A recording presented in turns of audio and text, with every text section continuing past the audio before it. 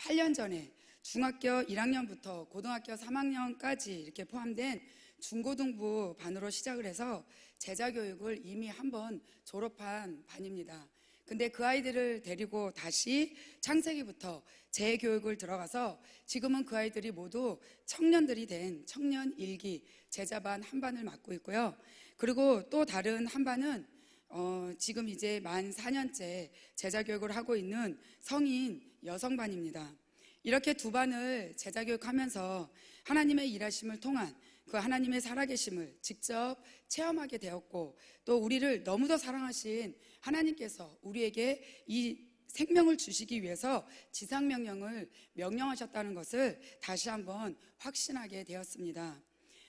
먼저 청년 1기 제자반은 전도사 2명과 또 현재 거의 모든 제자생들이 제자 강사로 세워져 있는 그런 반이 되었습니다. 처음 이 청년들은 중학생과 고등학생의 신분으로 만났기 때문에 훈련되어지지 않은 이 제자교육 자리를 참으로 힘들어 했었습니다. 모태신앙이지만 이틀에 한 번꼴로 노래방을 찾는 아이도 있었고, 입에 욕소리부터 떠나지 않고 싸움을 일삼던 아이, 또 PC방을 드나들며 거짓말을 쉽게 하던 아이, 늘상 불만이 쌓여 있어서 누구라도 건들기만 하면 터질 것 같은 인상을 쓰고 다니던 아이, 마음에 상처가 많아 마음을 열지 못하고 입을 꾹 다물고 있는 아이, 주의력 결핍 과잉 행동 장애를 가진 아이, 설교 시간에 영적으로 건강하지 못해서 늘 자는 아이, 찬양보다는 가요를, 또 말씀보다는 TV와 컴퓨터를, 하나님보다는 연예인을, 아직 교회보다는 세상의 유행을 더 좋아하던 이 중고등부 학생들이 모인 이 제자교육 자리라 각각의 모습과 환경과 성격을 가진 이 아이들을 훈련시키는 것이 쉽지는 않았습니다. 부모에 의해 강압적으로 제자교육 자리에 끌려온 아이들도 있었기 때문에 1시간 기도에 4시간 말씀 공부하는 이 제자교육 자리를 이 아이들이 잘 견뎌낼 수 있을까 싶었고, 그때는 교회에 제자교육실이 없었어요. 그래서 저희 집으로 이 아이들을 모두 데리고 가서 집에서 제자교육을 했었습니다. 이 아이들에게 가장 먼저 제가 한 것은 성령 세례를 모두 받게 했어요. 그리고 성령 세례 받은 애는 크게 소리내서 방언으로 기도하도록 가르쳤습니다. 기도 소리가 적으면 그날은 말씀 공부하지 않고 기도만 5시간 시키겠다고 이런 엄포도 수없이 이 아이들에게 했었습니다. 그러다 보니 아이들 기도 소리가 커지고 기도의 능력을 받고 귀신이 쫓겨나가고 말씀으로 이제 성경을 가르치다 보니까 어느새 하나씩 변화가 오기 시작했습니다. PC방을 찾고 싸움을 하던 아이, 노래방을 이틀에 한 번꼴로 찾고 세상을 따르던 아이들이 먼저 말투가, 생각이, 행동이 바뀌면서 삶이 달라지기 시작했고, 제자교육 시간에 말씀으로 은혜를 받기 시작하면서 말씀을 점점 더 알고 싶어하고 하나님을 체험하고 만나고 싶어하고 사역자가 돼서 하나님께 온전히 드리는 삶을 살고 싶다는 고백을 하는 그런 제자생들로 바뀌게 되었습니다. 그러다 보니까 이 아이들이 학교에서 야간 자율학습 시간을 이용해서 성경을 읽기 시작했고, 공부해야 할 고등학생인데도 모든 예배를 참석하기 시작했습니다. 하나님께 우선순위를 먼저 드리면서 일주일에 성경 600장 이상을 읽어오는 아이도 생겼고, 전교 200등 안에도 들지 못하던 아이가 전교 6등 안에 들게 하시는 하나님의 일하심을 체험하기도 했습니다. 컴퓨터 게임, 만화, 영화, 인터넷 소설에 빠져 살았던 아이가 이제는 성경을 하루라도 안 읽으면 허무하다고 느낄 정도로 말씀을 가까이 하는 믿음의 사람으로 만들어 주셨습니다. 이 아이들이 지금은 대학생이 되어 교회 안에서 섬기고 봉사하는 자리에 솔선수범하고 제자 강사가 되어서 교회 안에서 평신도 사역을 하고 있습니다. 그리고 아무리 힘든 사역을 시켜도 못한다는 말 없이 아멘으로 순종하는 믿음의 청년들이 되었습니다. 이 아이들의 꿈은 목사, 찬양사역자, 종교교사 등 하나님 안에서 하나님 중심의 삶을 소망하고 있습니다. 더욱 감동되는 것은 고3 때 제자교육을 함께 시작한 목사님 큰아들이 얼마 전 목사님께서 해외 선교 중이실 때 주일 예배와 또 철야 예배 설교를 했었습니다. 이렇게 믿음이 자라서 목사님의 빈자리도 성령의 도움으로 훌륭히 채우고 있는 모습을 보면서 하나님의 일하심이 다시 한번 그 일하심에 눈물이 흘렸습니다. 이처럼 제자교육의 힘은, 하나님의 일하심은 참으로 놀라운 열매를 맺게 했습니다. 그리고 제가 맡고 있는 또 다른 화요반은 주로 아이들이 어린 젊은 엄마들로 구성된 반이라서 여러 가지 환경에 매이는 부분이 참 많아서 청년반과는 다르게 몇 갑절 더 힘든 부분이 있었습니다. 예를 들어서 기도로 어둠을 쫓아내고 말씀으로 은혜를 받고 회복이 되어 돌아갔다가도 일주일 후가 되면 제자교육 자리에 돌아올 땐 다시 원 상태로 눌려서 오고, 그러면 또다시 기도해서 쫓아내고 회복되어 돌아갔다가 그 다음 주에 또다시 원 상태로 눌려서 오는 일이 반복이 되었습니다. 영적 싸움이 정말 치열했습니다. 기도를 해주다가 저의 갈비뼈가 골절되는 일도 있었고, 양쪽 팔이 한쪽씩 돌아가면서 인대가 늘어나기도 했었습니다. 물론 하나님의 일을 하다 생긴 것이라 하나님께서 깨끗이 치료해 주셨습니다.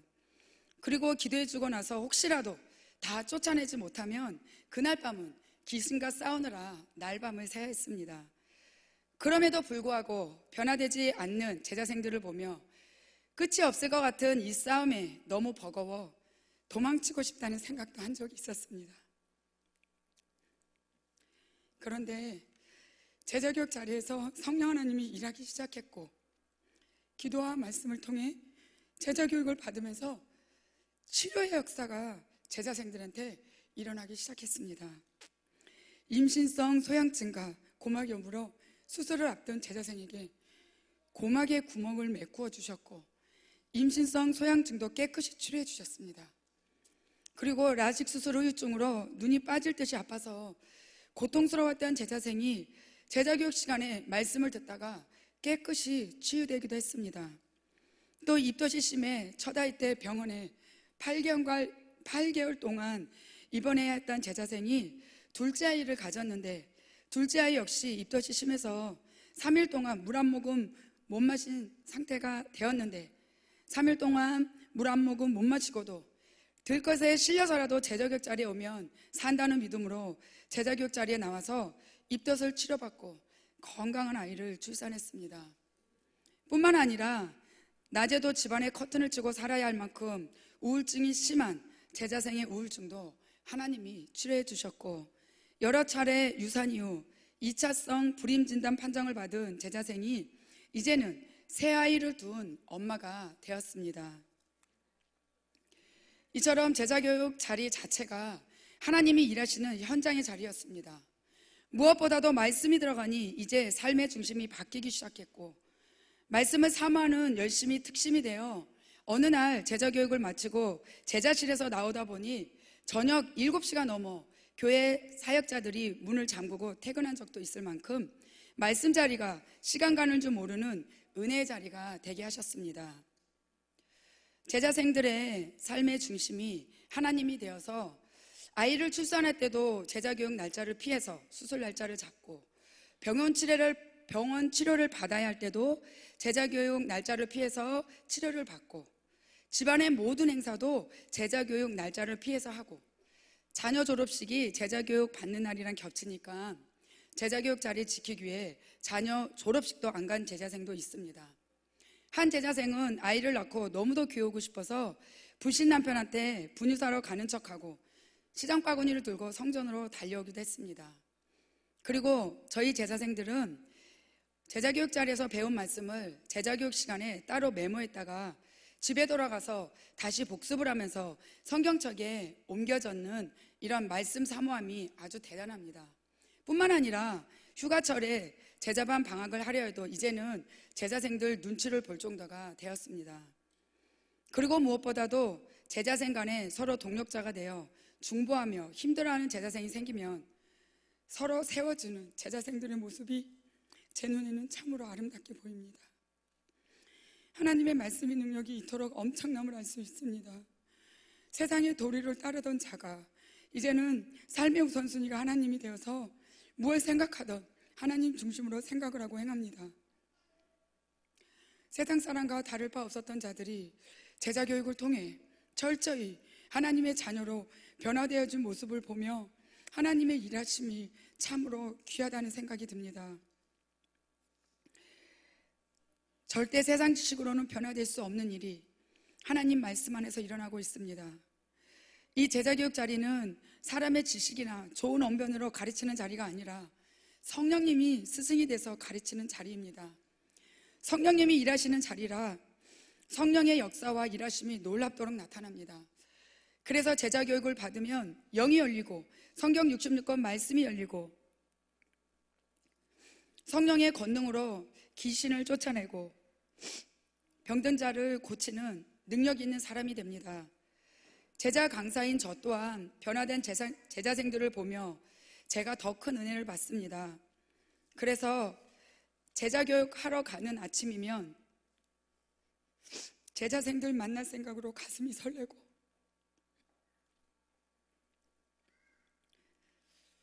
하나님이 제자교육 시간에 주실 말씀이 너무 기대가 돼서 가슴이 설레고 제자생 통해 오늘은 하나님이 어떻게 일하실지가 생각만 해도 가슴이 두근거립니다. 어느 날 기도하는데 가슴에 이 10년 가운데 크게 요동치며 내 안에 엄청난 감동으로 다가온 소망이 있었습니다. 하나님, 진짜 영혼을 살리는 사역을 하게 해주세요. 감동의 눈물이 가슴을 타고 흘러내렸습니다. 이렇게 작고 연약한 저에게 저 많고 귀한 영혼들을 맡기신 하나님께 그 하나님께서 일해주세요. 기도를 했는데 그 자리가 성경 66권이 있는 이 지상명령의 자리였던 겁니다. 변화된 제자생들의 모습을 보며 변화된 내 모습을 보며 오직 지상명령만이 영혼을 살리는 하나님의 온전한 사역 방법임을 깨닫습니다. 오순절 제자교육 집중훈련 때도 4기 일반 목사님을 통해 하나님이 일하셨습니다. 처음 제자교육 들어가는 날 6분의 목사님들께서 기도의 시간에 치유의 역사를 체험하셨고 각 교회마다 반 이상이 지상명령을 비전으로 받아 수행하고 있으며 지상명령의 열매도 맺고 있습니다. 지상명령 속에 믿음이 있고 영혼 구원과 거듭남이 있고 제사함이 일어나고 천국 가는 길도 있고 복음도 있고 회복도 있고 생명도 있습니다. 이 지상명령은 하나님이 우리를 사랑해서 생명을 주기 위해 하나님이 주신 하나님의 귀한 선물로 지상명령을 수행하면 성경 66권이 열려서 성경을 제대로 보게 되고 하나님의 뜻을 정확히 알게 돼서 하나님을 마음과 뜻을 다해 사랑하게 되고 하나님과 연합되고 진정한 하나님의 백성이 되게 합니다. 하나님께서는 출애굽시키는 모세에게 하나님이 반드시 함께할 것을 출애굽기 3장 12절에 말씀하고 있고 또 가나안 정복을 이루는 여호수아에게 하나님이 어딜 가든지 함께할 것을 여호수아 1장 9절에 말하고 있고 또 지상명령을 수행하는 우리들에게 하나님이 세상 끝날까지 함께할 것을 마태복음 28장 20절에 말씀하고 있습니다. 그렇듯이 내가 이 세상 끝날까지 하나님과 함께할 수 있는 방법이 내가 이 세상 끝날까지 하나님과 함께할 수 있는 방법이 바로 이 지상명령이라는 것을 다시 한번 깨닫습니다. 이를 행하시는 여호와 그것을 만들며 성취하시는 여호와 그의 이름을 여호와라 하는 이가 이와 같이 이르시도다. 너는 내게 부르짖으라 내가 내게 응답하겠고 너가 알지 못하는 크고 은밀한 일을 너에게 보이리라. 아멘. 지상명령을 통해 일을 행하시고 그것을 만들어 성취하여 이제로부터 더 크고 은밀한 일을 행하실 그 하나님을 기대합니다. 사람으로는 할 수 없으나 하나님으로서는 다 하실 수 있느니라. 아멘. 이 자리를 빌어 강한 교훈과 냉철한 책망에도 시험 들지 않고 순종함으로 아름다운 열매가 되어준 제자생들에게 정말 고맙고 감사하다는 말을 전하고 싶습니다. 그리고 무엇보다도 손문수 담임 목사님을 통해 우리에게 지상명령을 열어주시고 허락하신 그 하나님께 모든 영광과 감사를 드립니다. 감사합니다.